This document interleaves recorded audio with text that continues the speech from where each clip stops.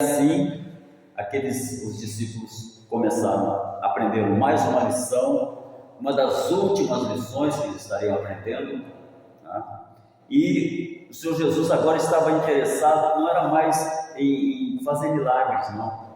Era chegada a hora, ele estava caminhando direto para Jerusalém. Se nós formos ler, a partir daqui, nós não vamos ver mais ele fazendo milagre nenhum, a não ser curar a orelha do servo do sumo sacerdote. A única coisa, o único milagre que ele fez depois disso foi curar a orelha, colocar de volta a orelha do servo do sacerdote, mais nada. Então o que ocorre? Ele estava indo em direção a Jerusalém, e o principal propósito dele ali era ensinar as últimas palavras, as últimas lições. Em Jerusalém ia chegar, ia celebrar a Santa Ceia, lá em João mostra nitidamente, tem 4 capítulos, se não me engano, mostrando a conversa que ele teve com os discípulos na noite da Santa Ceia, as instruções que ele deu. Mas ali ele queria falar aos discípulos acerca da questão do desconhecimento da vontade de Deus, o perigo, as consequências de desconhecermos a vontade de Deus. E então ele foi revelando a vontade do Pai. Ele foi mostrando. Lá em Lucas, capítulo 9, versículo 44 e 45, nós vamos encontrar a palavra de Deus, diz assim: ouçam atentamente o que eu vou lhes dizer. O Filho do Homem será traído e entregue nas mãos dos homens. Mas eles não entendiam o significado. Era-lhes encoberto para que não entendessem, e tinham receio de perguntar-lhe a respeito dessa palavra. Realmente estavam assim turbados, conforme o Senhor Jesus fala lá em João: não se turbe o vosso coração, né? João 14, não se turbe o vosso coração, credes em Deus. Então eles estavam realmente turbados, e a pessoa turbada é difícil de entender. A pessoa turbada por um problema carnal, ela muitas vezes parte para atitudes carnais, mesmo sabendo que aquilo ali não é o que Deus quer na vida dela. Pessoa turbada por uma atitude assim, de uma ofensa, qualquer coisa, ela parte para uma reação, revide. Se ela não estiver firmada em Deus, ela parte para revides. Como nós somos firmados no Senhor, nós sabemos em quem temos crido, e por isso nós confiamos nele e entregamos a ele. Entregamos. Nós somos carne. Aquele irmão, aquela irmã, aquela pessoa também é carne. Mas acontece que nós crucificamos a nossa carne. Estamos crucificados com Cristo e vivo, não mais eu, mas Cristo vive em mim. Então já não há mais condição de eu ficar, né, querendo vingança, tramando vingança, querendo bater, querendo matar, pensando em agredir. Numa agressão dessas pode haver realmente uma fatalidade, e aquela pessoa perde a salvação por causa de uma turbação e por não querer saber a vontade de Deus, que é boa, perfeita e agradável. Então a gente lida com isso continuamente, né? A gente lida com esse tipo de coisa continuamente, e muitas vezes até enquanto nós estávamos meio crentes, nós também praticávamos da mesma maneira. Olho por olho, dente por dente, pronto. Bateu, levou. Éramos assim. Mas de repente, quando a mansidão de Jesus entrou em nosso coração, quando o Espírito Santo achou lugar em nós, e nós demos lugar para ele entrar em nossas vidas e habitar e nos ensinar, então nós começamos a ser mudados, transformados. E essa transformação é bênção para nós. Ele falando com os discípulos tinham receio de perguntar qualquer coisa a ele. E Jesus já tinha falado, anteriormente ele já tinha falado sobre essa mesma palavra. Essa foi a segunda vez quando ele saiu do Monte da Transfiguração, ele falou para os discípulos sobre a sua morte. Ele falou o que ia acontecer. Então ele tinha dito claramente qual era a vontade de Deus para ele.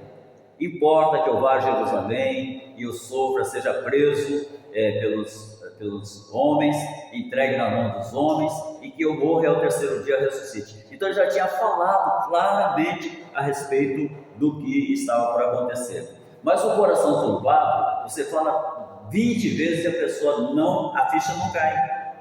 Quando ela afirma alguma coisa na mente dela para fazer, que não é aquilo que Deus quer que faça, então ela obstina-se e vai fazer aquilo que ela achava que tinha que fazer e não faz o que Deus quer que faça. Então a questão do coração turbado leva a pessoa à obstinação.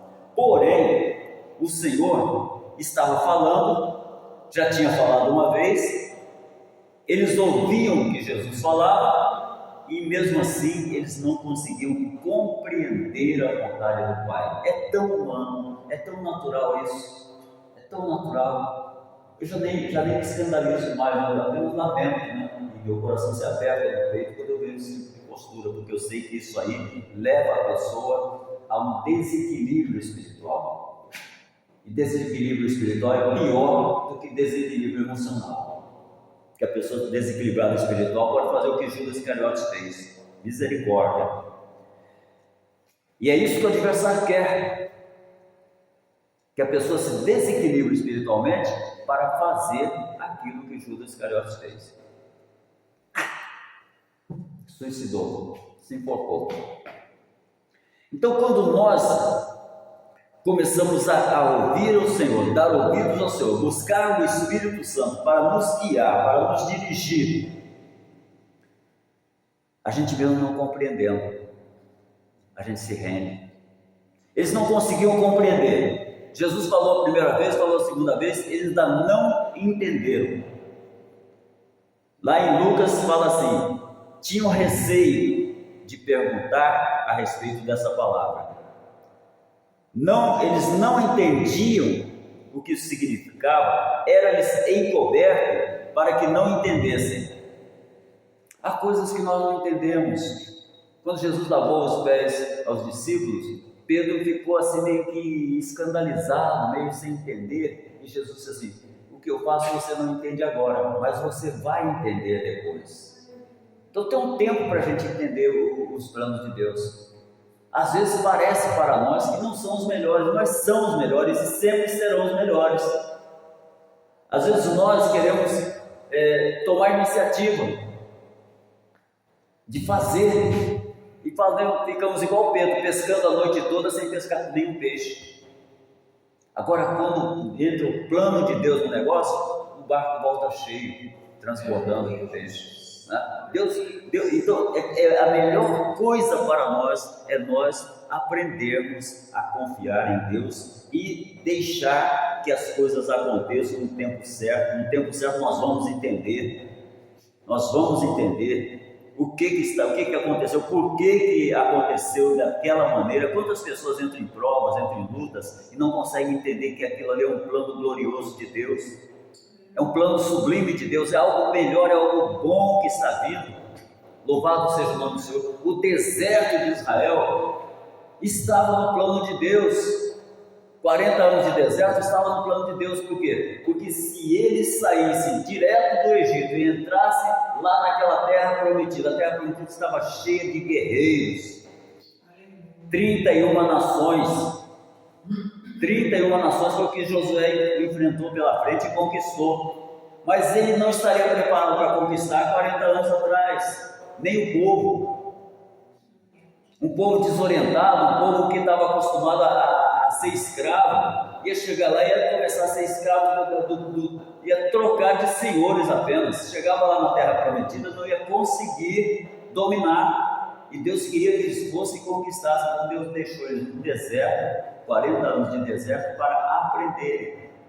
Entenderam? Muitos não entenderam, muitos reclamaram, muitos murmuraram contra Moisés e por sinal nem conseguiram chegar na terra. Porque quando a gente murmura contra a vontade de Deus, a gente não consegue chegar na terra prometida.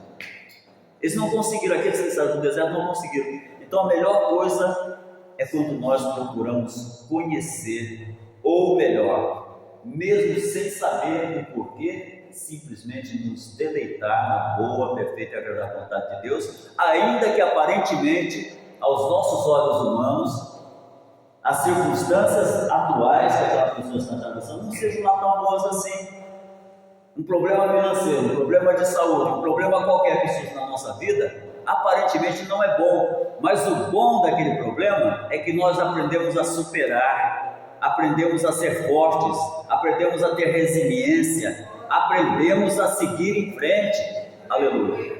Muita gente não segue em frente porque não entende o plano de Deus e fica patinando e não sai do lugar. Então eles não conseguiam entender por que Deus vai entregar Jesus nas mãos dos homens para que seja morto. Mas eles mesmos com essa dúvida, eles não pediam explicação nenhuma ao mestre. Eles recusavam ser inteirados da verdade. Se eles tivessem perguntado ao mestre, o mestre estava ali para ensinar.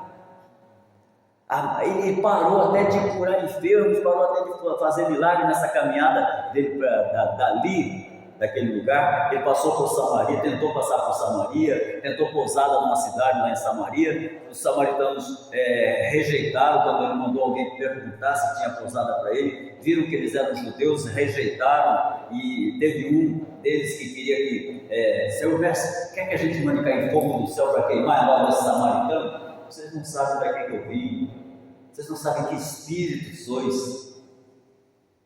Então a vingança não era para eles, o cair fogo do céu não era para eles, o partir para o tapa, para a pancadaria não era para eles era o resignar-se e seguir em frente. O resignar-se e sair em frente. Então eles não sabiam o que estava acontecendo. Passaram um tempo na cidade chamada Cafarnaum, atravessaram a Judéia e atravessaram o Jordão. Passaram pelo estado da Judéia e atravessaram o Jordão. E lá vão eles. Jesus estava com os olhos fixos na direção de Jerusalém. Lá em Lucas capítulo 9 nós vamos encontrar essa palavra, que os olhos de Jesus estavam fixos. Quando nós estamos com os olhos fixos naquilo que Deus quer fazer, nós não olhamos para os lados, muito menos para trás, nós seguimos em frente. Ele sabia o que ia acontecer, olha o detalhe, ele sabia que ia ser morto, ele sabia que ia sofrer na mão dos homens, mas ele estava com os olhos fixos em Jerusalém. Nós temos um outro lugar para fixar os olhos, olhando para Jesus, autor e consumador da fé. Josafá, quando estava diante de uma grande guerra de 3 exércitos contra ele na oração disse assim: Senhor, nossos olhos estão postos no Senhor. Nossos olhos estão, lá em 2 Crônicas 20, né? Nossos olhos estão postos no Senhor. Então, os olhos de Jesus estão postos no alvo, nossos olhos estão postos no alvo, e nossos olhos postos no alvo, não existe nada que vai impedir o nosso avanço. Não existe luta, nem dificuldade, nem tristeza, nem dor, nem sofrimento, nem necessidade, nem escassez, nem enfermidade, nada vai impedir o nosso avanço, porque os nossos olhos estão postos no Senhor. Se tirarmos os olhos do Senhor, corremos o risco de fazer como a mulher de Ló, tirou os olhos da frente e olhou para trás, e o Senhor não queria que ela olhasse para trás. Nossos olhos têm que estar fitos na frente, para onde vamos. Olhou para trás, virou a estátua de sal. Olhar para trás até pelo retrovisor é perigoso, porque se começa a olhar no retrovisor e não vê um perigo que possa estar à frente, um desvio, assim, uma curva que você possa pegar, está olhando no retrovisor e não vê a curva ali que pode te levar para uma ribanceira. Então nossos olhos estão postos no Senhor, olhando para Jesus, autor e consumador da fé. Nós prosseguimos, mesmo sem sabermos o que nos espera amanhã, depois ou depois. Nossos olhos não estão no amanhã, nossos olhos estão no momento em que o Senhor virá para nos arrebatar. Aleluia! Então Jesus sabia, ele continuou caminhando em direção a Jerusalém, mas ele sabia qual era a vontade do Pai. Ele sabia que era o Filho de Deus. Ele sabia que tinha sido chamado e tinha sido escolhido para aquele momento, desprezou a afronta, olhando para o gozo que lhe estava proposto, como diz lá em Hebreus, desprezou a afronta. Ele sabia que ele tinha sido ungido pelo Espírito Santo para destruir as obras de Satanás. Aleluia! Ele sabia que estava pagando o preço maior pelas nossas almas. Glória a Deus!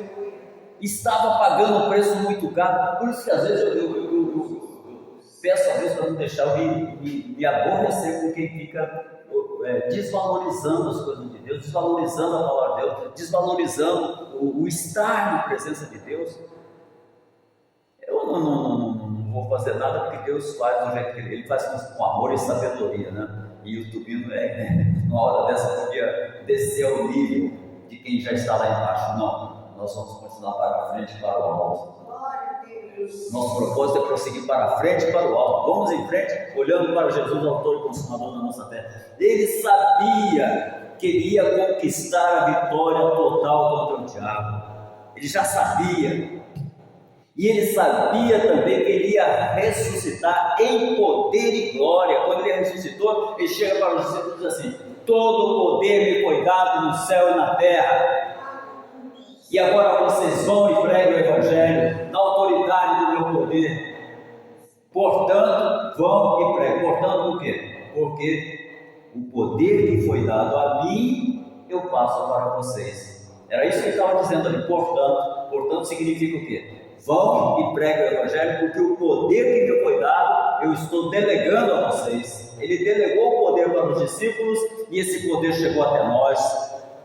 Aleluia! E ele sabia também que ele seria exaltado e que ele ia receber o nome que está acima de todos os nomes, o nome que Satanás vai ter que confessar no dia em que ele for derrotado. Derrotado ele já está, mas no dia em que ele for julgado e a derrota dele final for decretada, já está decretada também, mas for consumada a derrota total dele, então ele vai dizer: verdadeiramente, Nazareno, tu és Jesus, o Filho de Deus. Ele vai ter que confessar, toda língua confessará, os vencidos confessarão, os vencedores confessarão, a igreja confessará, o povo de Israel confessará, todo homem soberbo vai ter que confessar que Jesus Cristo é o Senhor, e nós confessaremos com alegria, com prazer, aleluia, porque sabemos que Ele está conosco.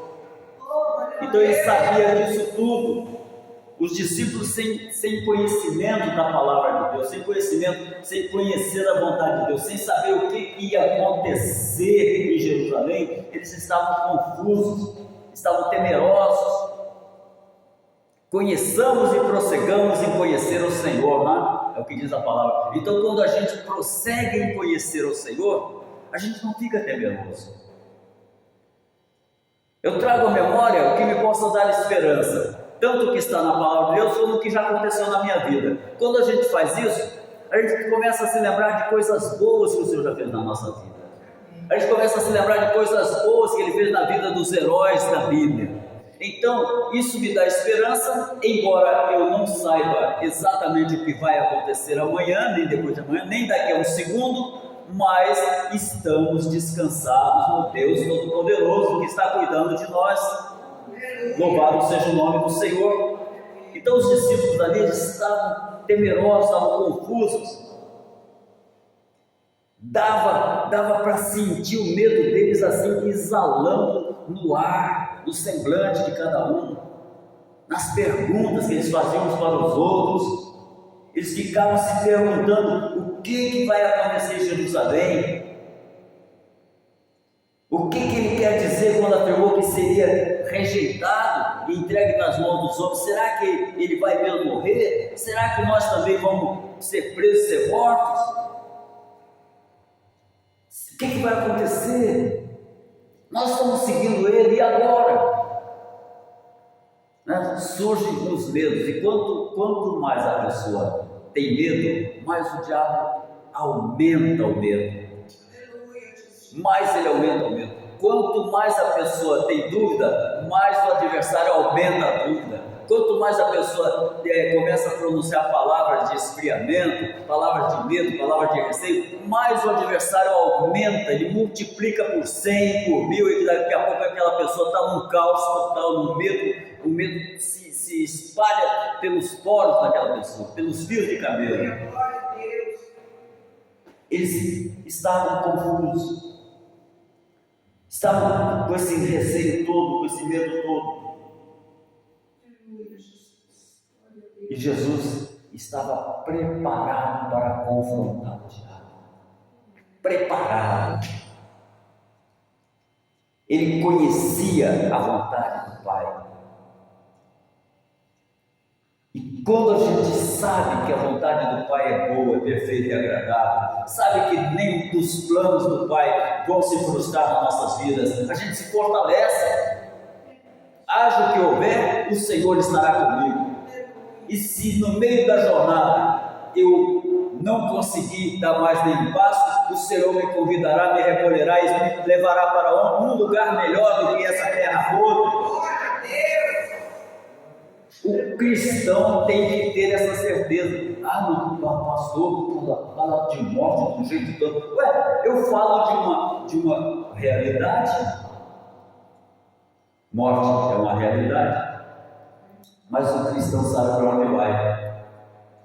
Nós não vamos transpor o portal da interrogação, não. Nós vamos transpor o portal da glória quando isso acontecer. Então, o nosso caminhar aqui é caminhar de confiança, é caminhar de descanso, porque nós sabemos em quem temos crido e vamos prosseguir confiando nesse Deus que deu livramento para Daniel na cova dos leões, que deu livramento para os 4 jovens na fornalha ardente, que não deu livramento para Estevão, porque era a hora de Estevão subir e receber algo melhor do que vida nessa terra. Então, quando a gente tem essa certeza, entendemos que a vontade de Deus é o melhor para nós, e isso nos fortalece para prosseguir. Eu fico imaginando ali, naquela arena em Roma, centenas de cristãos dentro daquela arena, e os caras abrindo as jaulas e soltando leões que há 4, 5 dias, uma semana não comiam, e os leões indo devorando mulheres, crianças, espedaçando, estraçalhando, e o povo romano ali batendo palma, rindo e aplaudindo. Aqueles irmãos ali estavam sendo promovidos, estavam recebendo o galardão aos olhos dos romanos e aos olhos de um cristão que estivesse ali, suponhamos, que viesse a se converter depois, que alguns vieram se converter depois, vendo aquela barbaridade toda, vieram se converter. Aos olhos dele aquilo ali era penoso, era doloroso. Os leões dilacerando mulheres, crianças, mas aquelas mulheres, aquelas crianças, aqueles homens estavam recebendo uma promoção de Deus, porque a nossa esperança não está nessa terra, a nossa esperança está no porvir. E Paulo diz assim: se a minha esperança estiver somente neste mundo, eu serei o mais miserável dos homens. Então Jesus sabia, os discípulos estavam apavorados, Jesus estava fortalecido. Na estrada para Jerusalém, Jesus tentou preparar os discípulos para aquele momento que ia acontecer. Jesus procurou falar para eles e foi conversando com eles durante todo o tempo, dizendo para eles. Surgiram dúvidas na cabeça dos discípulos. Após esse texto que nós lemos, lá em Marcos capítulo 9, do 30 ao 32, você vai encontrar logo em seguida, a partir do 33, eles começaram a pensar: bom, já que ele vai morrer, quem é que vai ser o maior entre nós? Ou seja, quem é que vai ser o sucessor? Quem vai ser o maior? Chegaram em Cafarnaum, quando ele estava em casa, e perguntou a eles: o que vocês estavam discutindo? Eles iam discutindo no caminho.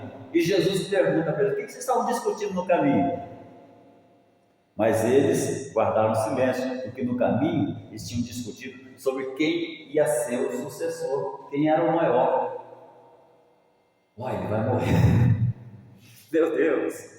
Olha, ele vai morrer. Será que é Pedro? Será que é João? Será que é Filipe? Será que é Tomé? Quem é que vai substituir? Será que é os Iscariotes? Os Iscariotes ainda estavam com eles ainda. Será que é os Iscariotes? Quem que vai ser o cara que vai assumir a liderança aí? Rapaz, não sei não, é capaz de ser o João. O João vive perto dele, né? Aí eles iam discutindo isso no caminho. Ao invés de eles procurarem assimilar o que estava sendo ensinado, eles entraram por um caminho totalmente imaterial, carnal. Quem vai assumir a liderança? E Jesus chamou os 12 e disse: se alguém quiser ser o primeiro, será o último e servo de todos. Então Jesus ia ensinando, a intenção de Jesus ali agora era só ensinar os discípulos as últimas lições. Glória a Deus, para que eles viessem a assimilar alguma coisa, porque eles iam precisar de tudo que Jesus estava ensinando para transmitir a outras pessoas.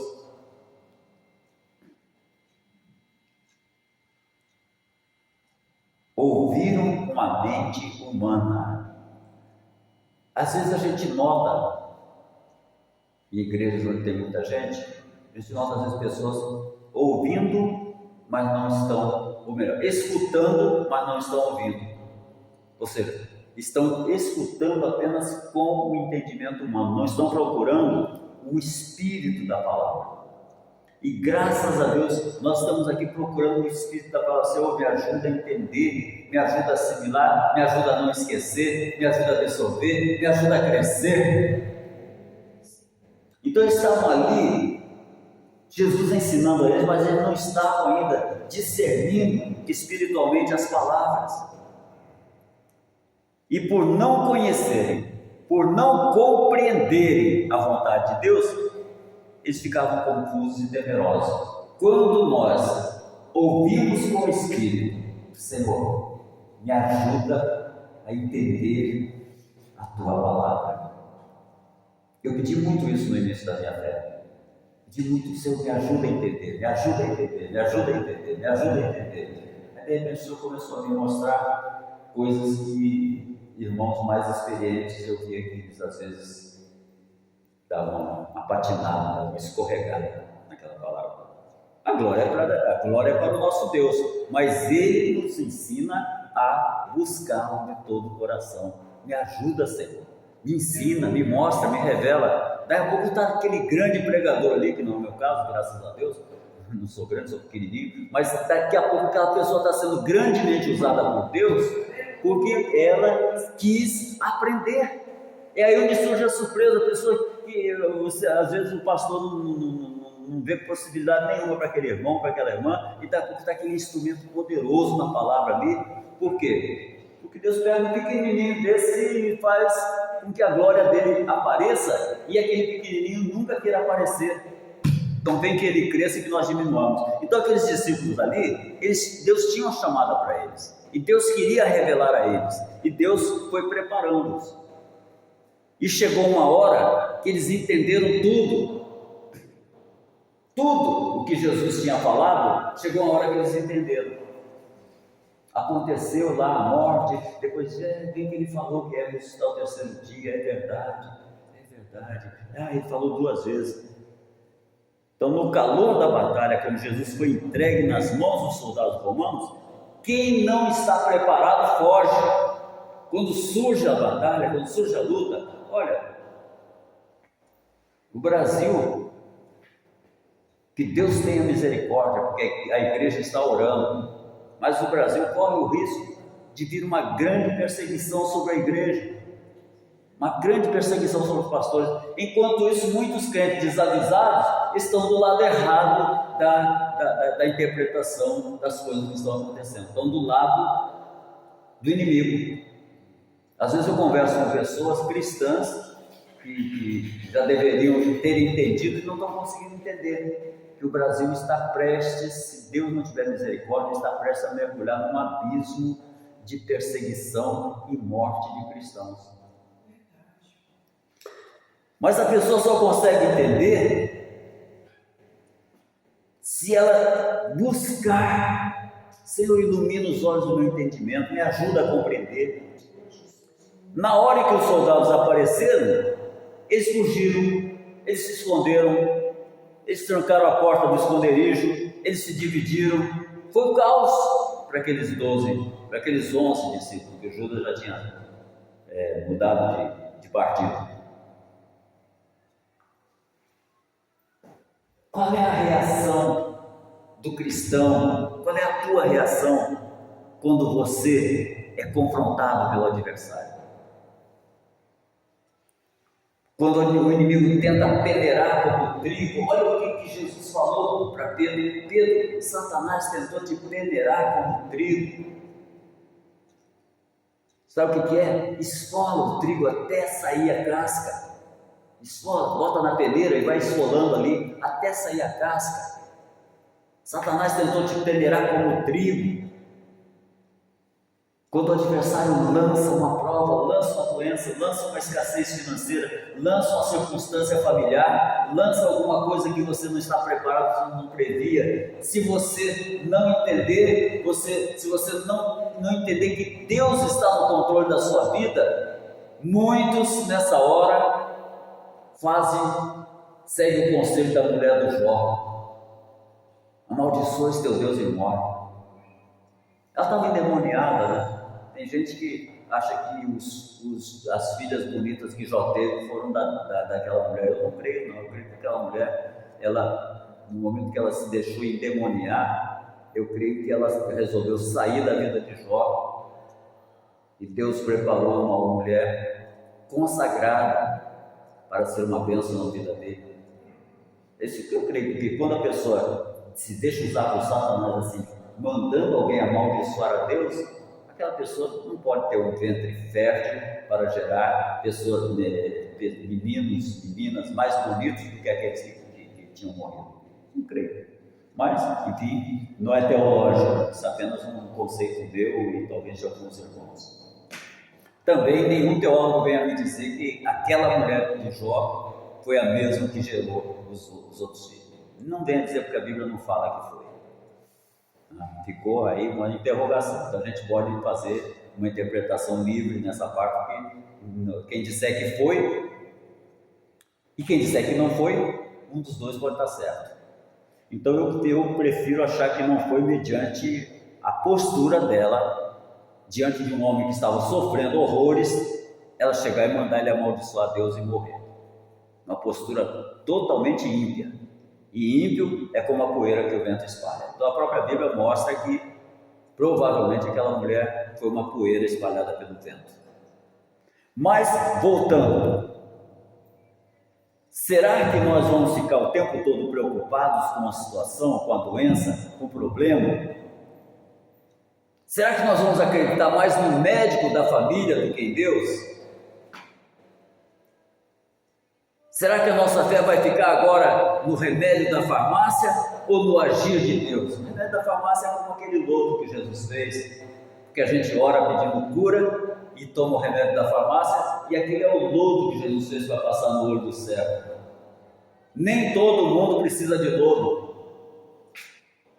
porque quando Deus quer, Ele faz assim com a sua mão, faz assim com a sua mão, faz assim com a sua mão. Quando Deus quer, Ele faz. E na hora dele, Ele faz e ninguém pode impedir que Ele faça. Deus é o Deus do sobrenatural. É o Deus que pode todas as coisas. É o Deus que muitas vezes permite que a gente passe por prova de um mês, de um ano, de 2 anos, mas Ele está de olho na nossa fé. E no momento em que nós declaramos, eu creio que Deus pode fazer. Nós cremos que Deus pode fazer, agindo Deus quem impedirá. Então nessa hora Ele olha para o seu coração, Ele vê que você está crendo, e quando Ele vê que você está crendo, Ele opera o sinal, Ele opera a maravilha, Ele opera o milagre, porque o nosso Deus é o Deus que tem prazer em operar milagres em nosso favor, prazer em responder de maneira sobrenatural às nossas necessidades. Aleluia, glória a Deus. Então, irmãos, o problema, muitas vezes, numa família, uma briga, uma dissensão, uma desavença, né? Entra em pânico. Será que os filhos insistem em se rebelar contra Deus usando drogas? Aquele pai, aquela mãe vai se entrar em desespero? Eu sei em quem tenho crido. O nosso Deus, Ele quer essa postura da nossa parte. Entendendo ou não entendendo, sabemos em quem temos crido. Então, aquilo que veio, ou aquilo que vier, o nome do Senhor será glorificado. Não tinha um rapaz doente aí o conceito dos judeus é que doença só acontecia se a família tivesse pecado. Se houvesse uma adultério, se houvesse uma coisa, uma blasfêmia, alguma coisa.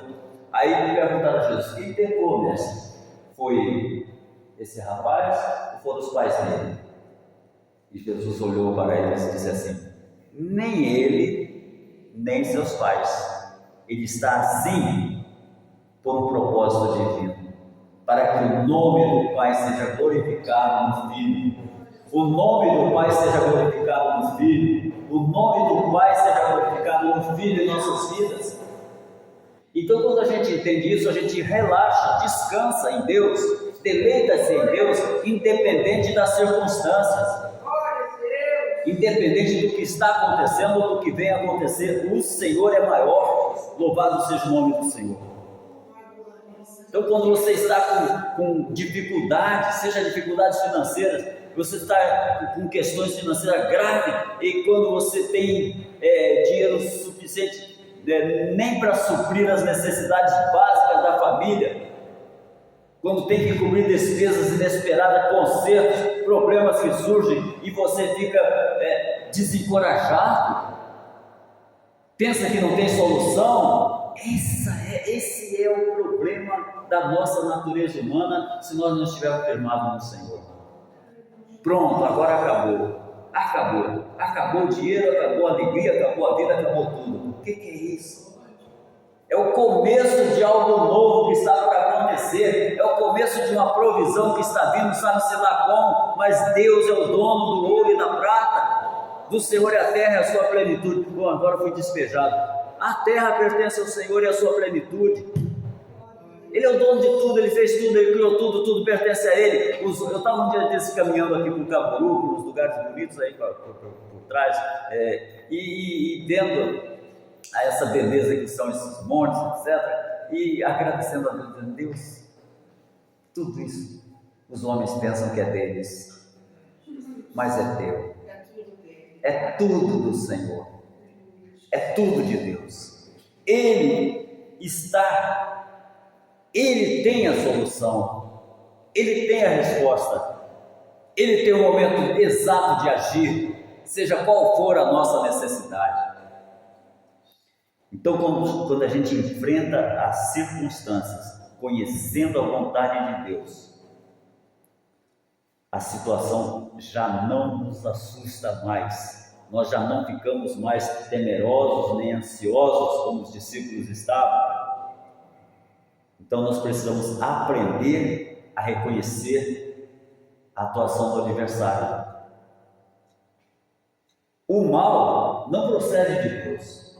Uma circunstância ruim não procede de Deus. Mas quando o adversário arma um laço, um jeito de nos atingir, e Deus permite, é porque Deus sabe que não negaremos a nossa fé, não rejeitaremos o nosso Deus. Diremos ao adversário: você já foi vencido na cruz do Calvário, você não conseguirá me enganar, me iludir, você não conseguirá que eu me volte contra Deus, murmure contra Deus para te dar razão e direito, porque você não tem razão nem direito.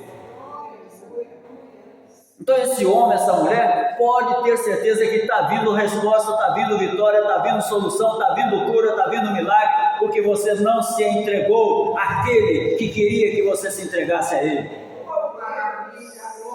Louvado seja o nome do Senhor, glória a Deus.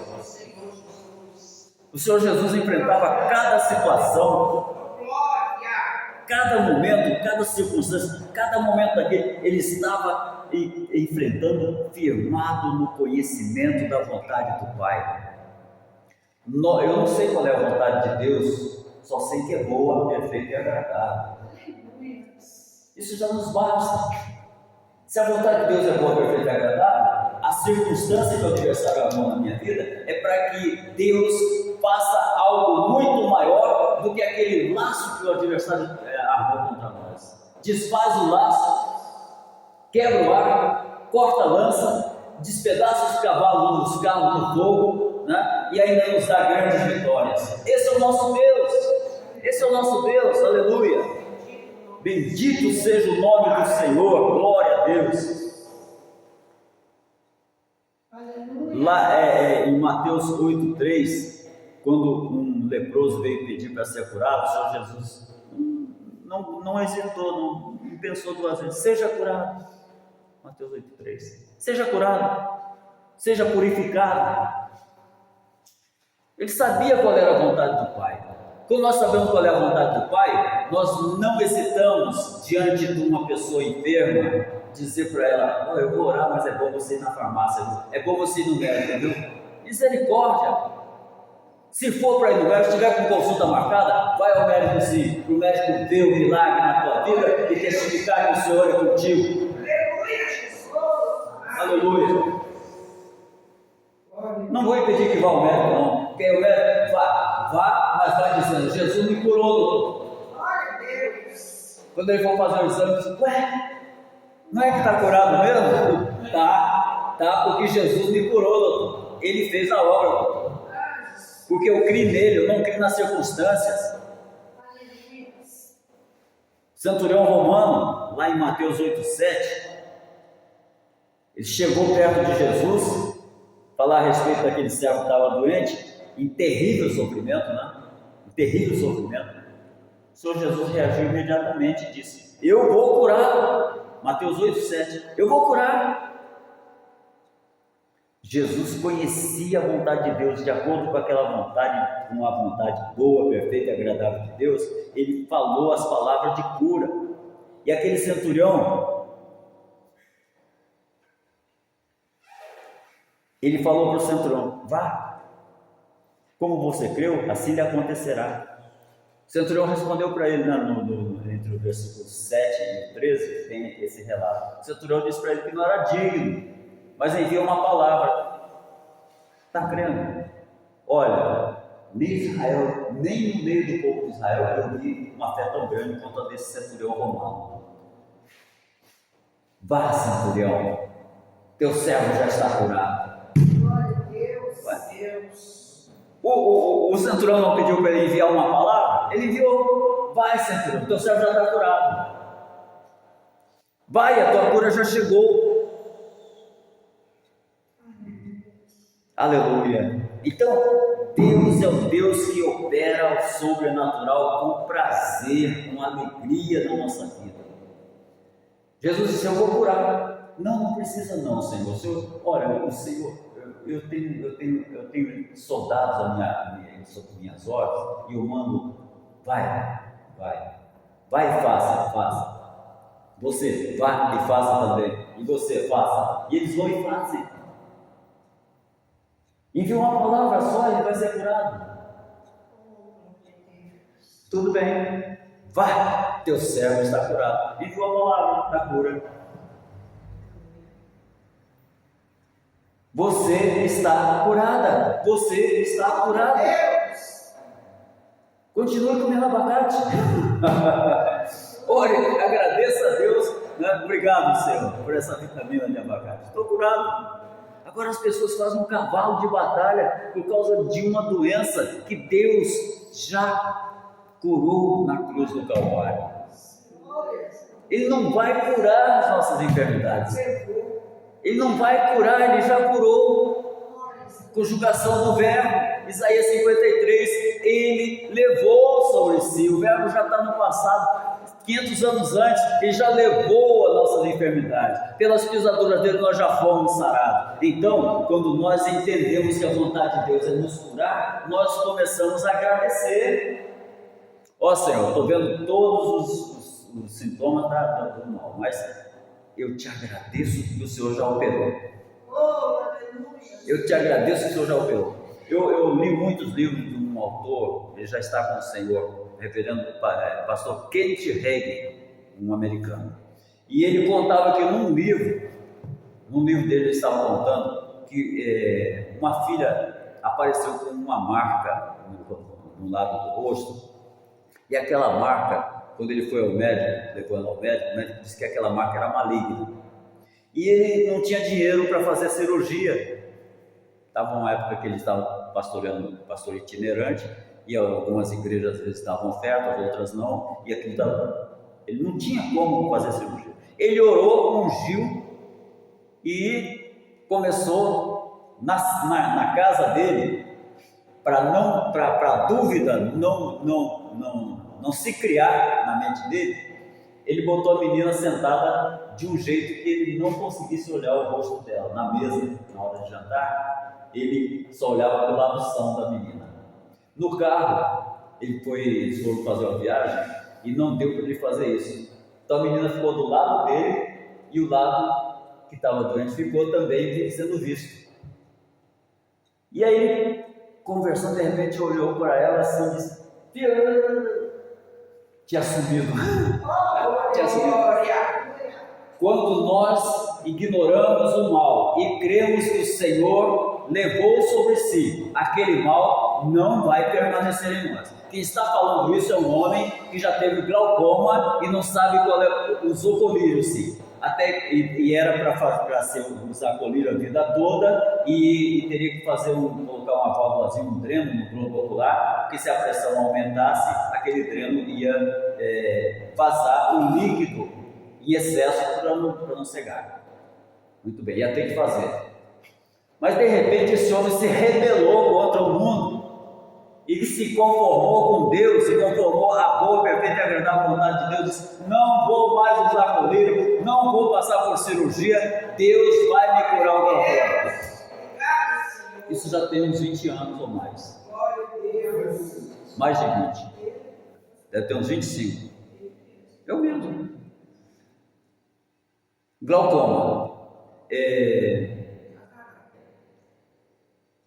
Catarata também. Diagnosticaram catarata, tireoide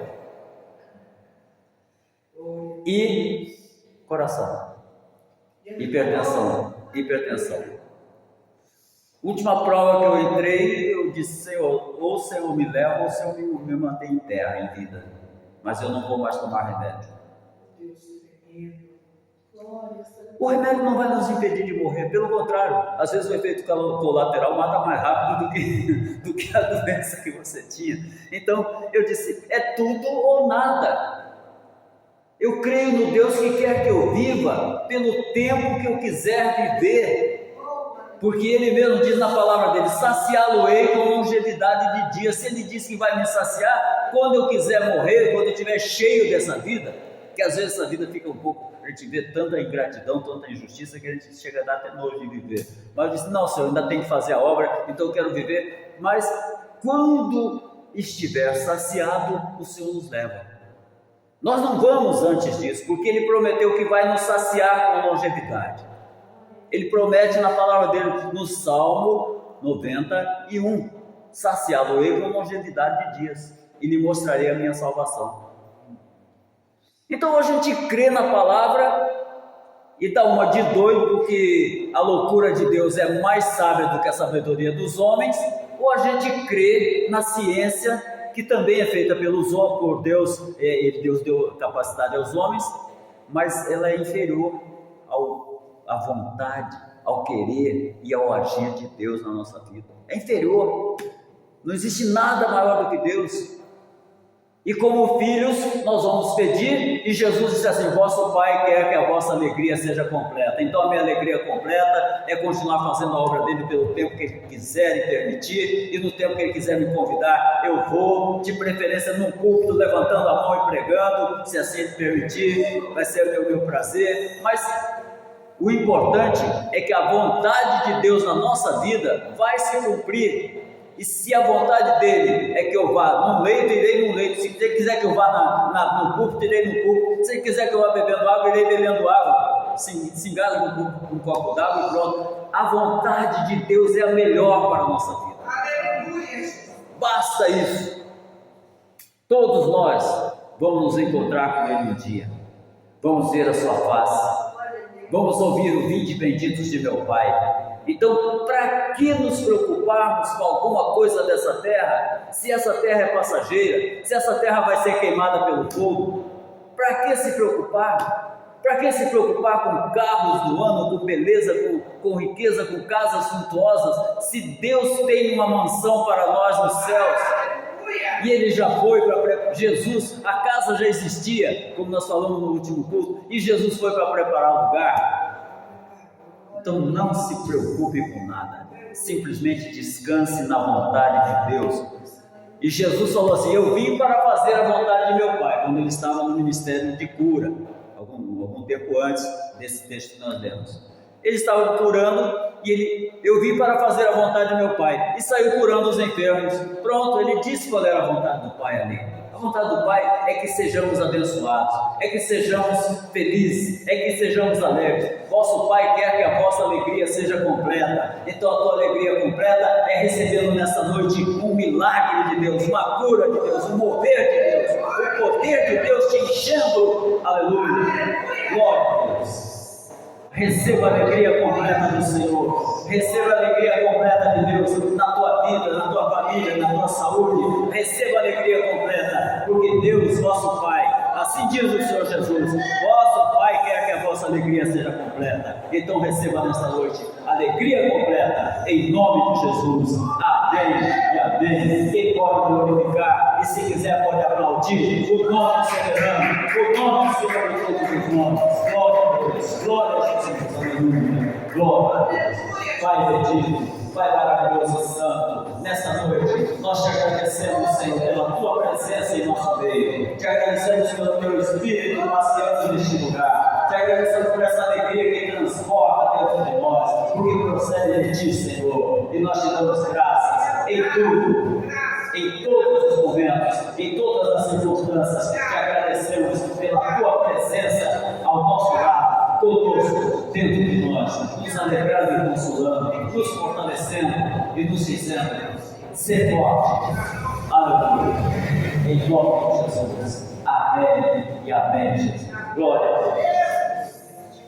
Aleluia.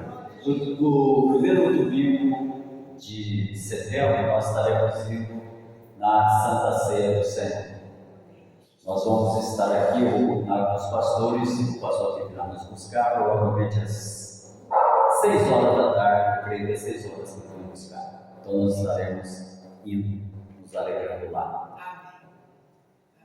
Irmã Sônia, a irmã Vera, já se estiver aqui, irá conosco. Se estiver lá, quiser ir, será um prazer tê-la conosco também lá.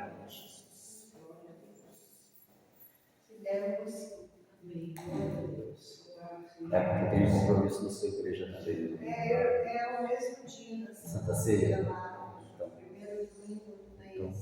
Então por essa vez passa. Glória a Deus. Mas eu posso cear com meus novos irmãos, conhecer novos irmãos, conhecer uma só família. Glória a Jesus. Amém. Em nome de Jesus. Glória a Deus.